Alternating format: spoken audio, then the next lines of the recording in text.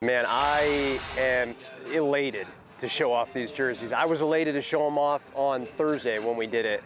When you think about Idaho, I always say you think about three things. You think about the blue of Boise State, you think about potatoes, and you think about the outdoors.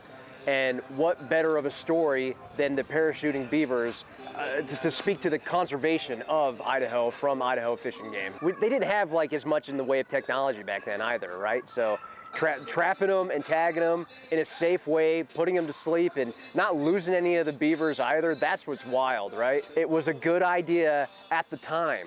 Like, and they saved them, you think about it, right? They did the best they could with the tools they had. So you got to commend the people for that, for sure.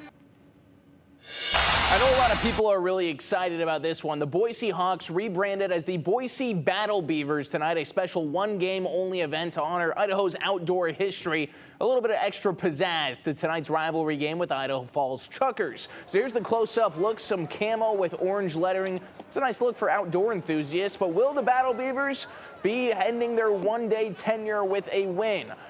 Well, the Idaho Falls Chuckers would start off hot. 2 outs, runners on the corners. Anthony Mata smokes it. The wind helping these carry a bit tonight. That's all the way off the wall in right center. A bases clearing double for the first scores of the game. Idaho Falls would add a solo homer, taking a 3-0 lead. So bottom of the third, Battle Beavers still looking for their first hit. Jake Jelly going to do a whole lot more than that. Gets all of that ball 394 feet over the fence into the parking lot. And things start to open up just a little bit. The Chuckers would tack on a pair more, but bottom of the fourth, the Beavers narrowing the gap. Max Jung Goldberg turns on that one down the line in right field, lands fair, then bounces out of play for the ground rule double.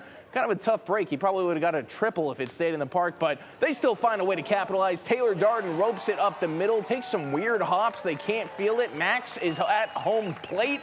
The Hawks made a late push in this one. They got within 2 in the 8th inning. Ultimately, that's as close as they would get. The Chuckers take another one, winning 6-4 tonight.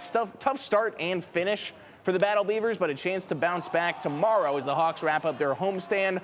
They're undefeated this season on Sundays so far. That game's going to start at 1:05. And despite the loss tonight, first-year manager Cash Beecham is excited with the growth his team is showing. We are in a developing phase. We started off slow. You know, I only had about a month and a half, maybe 2 months to build this team. I didn't know a lot about my players, so we've made some incremental adjustments to the roster that's kind of starting to pay off now. We're playing a lot better baseball. That's where we want to be.